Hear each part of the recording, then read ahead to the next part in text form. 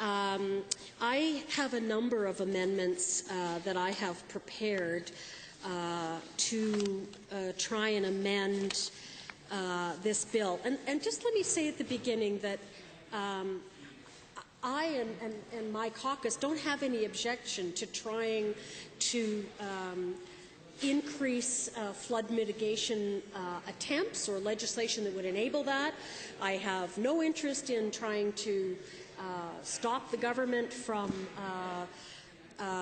trying to help with disaster relief, and please don't anyone over there try and cast it as this, because it's not. But there are some things that I have concerns about in the bill, and there is.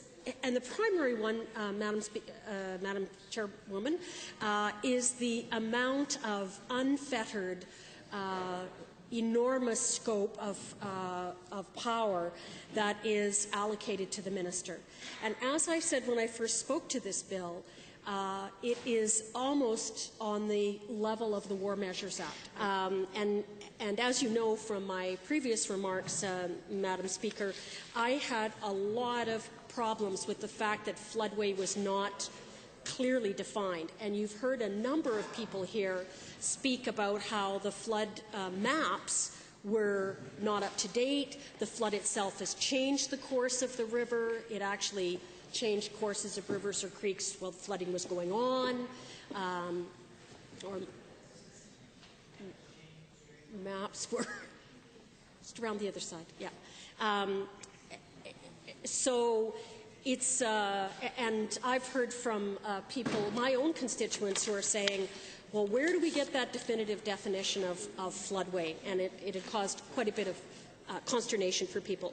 So what I have done here is propose that we strike out Clause C, which is the clause that says modifying, oh, sorry, let me go back to the top. The Lieutenant Governor and Council may make regulations, so once again that's Cabinet, happens off in some special room that we don't get to see, but the Lieutenant Governor and Council may make regulations, and Section C says modifying or suspending the application or operation of any provision of this Act for the purposes of giving effect to this section. So that's a very wide scope, and that's a heck of a lot of power. And I am proposing that that section be struck out of this amending Act, Bill 27, Flood Recovery and Reconstruction Act. So this second amendment that I'm doing is actually attempting to modify the same section.